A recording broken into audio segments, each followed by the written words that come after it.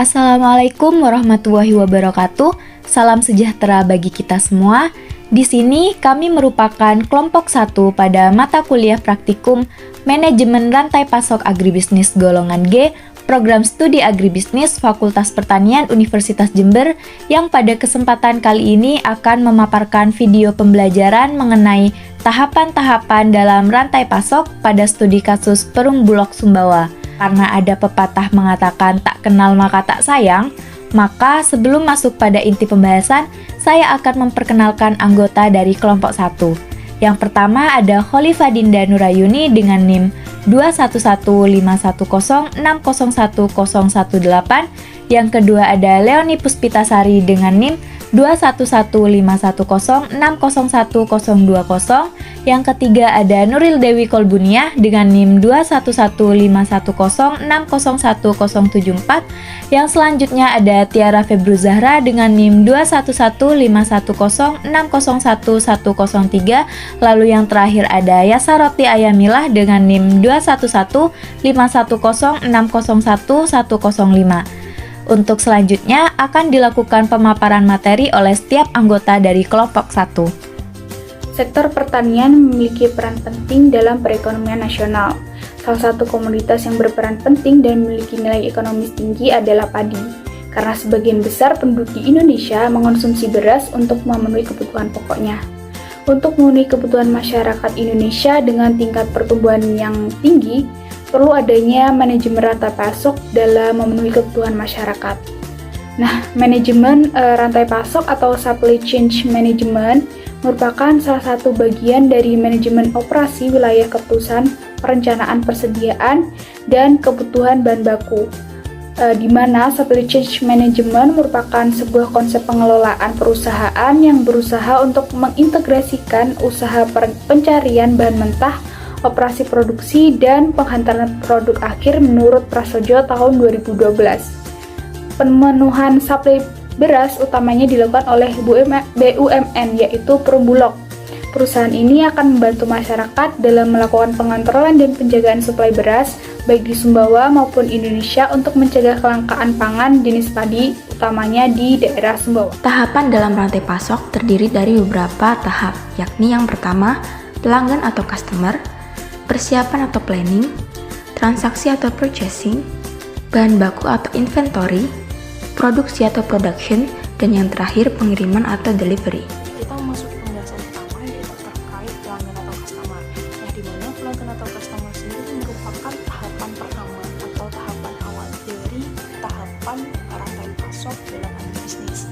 Nah, pada tahapan ini pelanggan atau customer melakukan pembelian produk atau barang kepada produsen.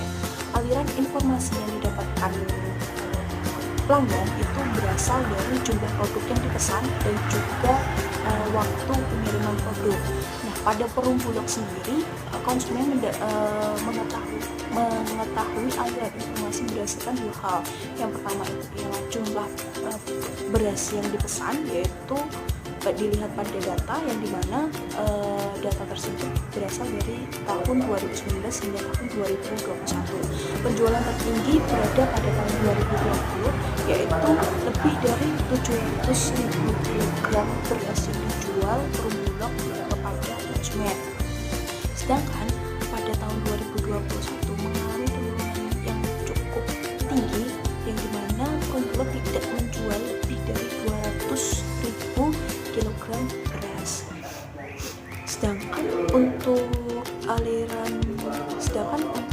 waktu pengiriman dapat dilihat dari aliran manajemen rantai pasok dari Perum Bulog sendiri, yang dimana beras ataupun bahan baku awal yang didapatkan itu berasal dari petani mitra yang nantinya akan didistribusikan kepada Perum Bulog, dan nanti Perum Bulog mengolah dan mendistribusikan kepada mitra penjual atau agen yang nantinya akan didistribusikan kepada konsumen. Nah, berdasarkan informasi tersebut, konsumen dapat melihat waktu pengiriman dari beras yang dipesan.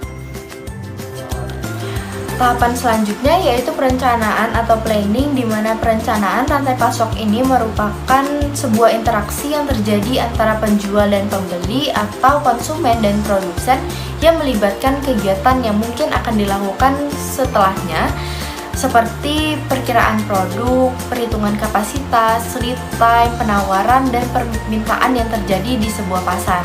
Nah, perencanaan ini juga dapat berupa perkiraan kualitas yang akan digunakan dari bahan baku dan juga lokasi dari bahan baku tersebut.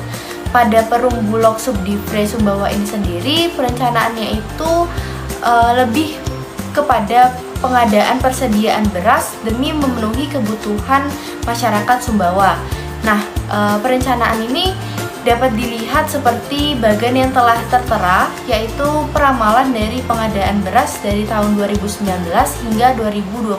Oke, kita memasuki tahapan ketiga dari tahapan rantai pasok dalam agribisnis. Di mana tahapan ketiga sendiri kita akan membahas terkait purchasing. Nah, di mana purchasing sendiri merupakan bagian dari suatu perusahaan atau biasa kita ketahui sebagai divisi dari suatu perusahaan yang memiliki tugas untuk melakukan pemesanan bahan baku maupun pendukung lainnya kepada pihak ketiga untuk keperluan operasional perusahaan. Nah, selain itu, tugas dari purchasing sendiri tidak hanya memesan bahan baku, namun juga mencatat jumlah bahan baku yang dan juga mencatat tanggal pemesanan. Oke, berdasarkan pengertian purchasing sendiri, di mana purchasing ini bertugas untuk melakukan pembelian bahan baku untuk kebutuhan operasional perusahaan, maka di Perum Bulog sendiri, Perum Bulog melakukan pemesanan bahan baku langsung kepada petani mitra. Nah, hal tersebut dapat dilihat dari alur manajemen rantai pasok di Perum Bulog Subdivre, yang dimana produsen awal itu berasal dari petani. Nah, petani di sini merupakan petani mitra dari Perum Bulog yang nantinya akan didistribusikan kepada Perum Bulog yang dari Perum Bulog sendiri akan mengolah gabah yang dibeli dari petani untuk menjadi beras, dan Perum Bulog akan mendistribusikan kepada mitra atau agen yang akan menjualkan beras langsung kepada konsumen. Nah, bahan baku yang dibeli dari petani mitra itu kurang lebih sebanyak 28 ton per tahunnya dalam 3 kali panen. Tahap keempat dalam tahapan rantai pasok yaitu bahan baku atau inventory. Nah, apa itu inventory? Inventory merupakan suatu tahap dalam perusahaan di mana bahan baku telah sampai pada produsen yang nantinya akan diolah dan dimasukkan ke pabrik untuk diperiksa kualitasnya. Terdapat 2 alur dalam tahap ini. Yang pertama itu Perum Bulog Subdivre bekerja sama dengan mitra dalam mengirimkan beras ke gudang. 2. Pihak gudang melakukan pengecekan kualitas. Nah, Perum Bulog ini dalam melakukan tahap inventory bekerja sama dengan mitra dalam mengirimkan beras ke gudang berdasarkan kontrak yang telah disetujui terkait dengan jumlah pengadaan beras, waktu dan tempat pelaksanaan pengadaan beras. Sebelum melakukan serah terima barang, petugas melakukan pengecekan kualitas beras apakah layak dan memenuhi kriteria. Apabila tidak layak, maka gudang tidak bisa menerima beras tersebut, dan apabila layak, maka gudang akan menerima beras tersebut. Baik, yang selanjutnya adalah produksi. Apa sih produksi itu? Menurut Kumar dan Suresh dalam Sultanong dan Sasongko pada tahun 2021, produksi merupakan salah satu fungsi bisnis dalam suatu perusahaan yang berhubungan dengan perubahan bentuk dari input menjadi output dengan kualitas tertentu, sehingga produksi dapat dikategorikan sebagai proses penambahan nilai yang terdapat dalam setiap tahap produksi. Di dalam proses produksi, faktor produksi mempunyai hubungan yang sangat erat dengan produk yang dihasilkan. Produk sebagai output atau keluaran dari proses produksi sangat tergantung dari faktor produksi sebagai input atau masukan dalam proses produksi tersebut. Lamanya waktu yang dibutuhkan dalam sebuah produksi tergantung pada jenis komoditi yang dihasilkan. Faktor produksi ini sifatnya mutlak dalam setiap kegiatan produksi karena faktor produksi inilah yang mengubah input menjadi output. Pada kasus ini, petani Sumbawa bekerja sama dengan Perum Bulog dan menghasilkan gabah sebanyak 28 ton dalam setahun dari 3 petani. Gabah ini selanjutnya diproduksi oleh Perum Bulog Subdivre Sumbawa menghasilkan beras sebanyak 170,520 kg. Tahap selanjutnya adalah pengiriman atau delivery. Apa sih itu pengiriman atau delivery? Nah, pengiriman merupakan tahapan akhir dari rantai pasok, di mana dalam tahap ini produk dari produsen akan masuk ke proses pengiriman. Produk yang telah disimpan pada gudang Bulog selanjutnya akan didistribusikan ke berbagai wilayah di Indonesia. Proses distribusi untuk menyalurkan bahan pangan dari produsen sampai dengan ke tangan konsumen diharapkan agar lebih efisien, terstruktur, dan efektif dengan cara memperpendek distribusi rantai pasokan sehingga masyarakat lebih dekat dengan produsen pangan dan harga pangan menjadi lebih stabil.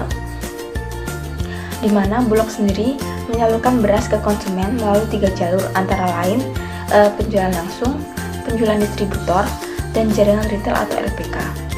Di mana penjualan langsung adalah proses pemasaran dan penjualan produk komersial Bulog secara langsung kepada konsumen.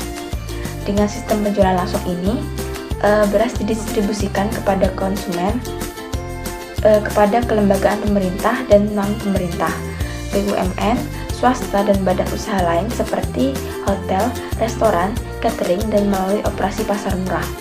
Lalu selanjutnya adalah sistem penjualan distributor, yang berarti beras didistribusikan kepada konsumen melalui jaringan distributor, termasuk jaringan pasar modern.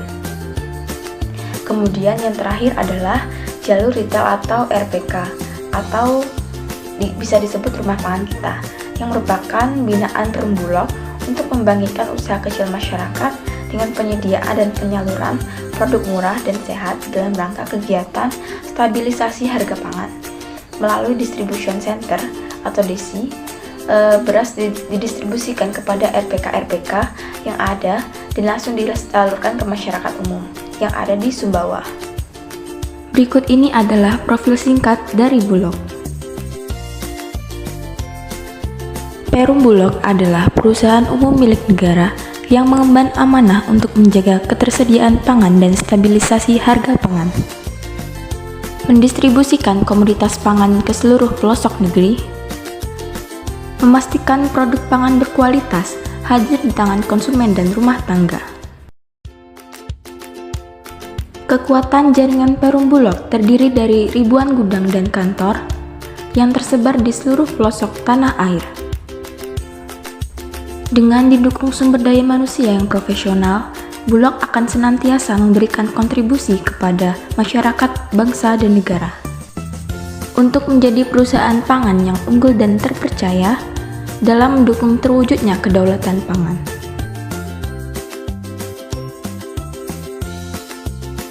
Selanjutnya kesimpulan. Berdasarkan pembahasan sebelumnya, dapat disimpulkan bahwa manajemen rantai pasok beras pada Perum Bulog Subdivre melibatkan banyak lembaga, terdiri dari petani, bulog, mitra kerja, dan konsumen. Selain itu, manajemen rantai pasok pada Perum Bulog Subdivre Sumbawa ini belum berjalan dengan optimal. Hal ini dikarenakan dari pengadaan beras dan penjualan beras yang masih belum stabil.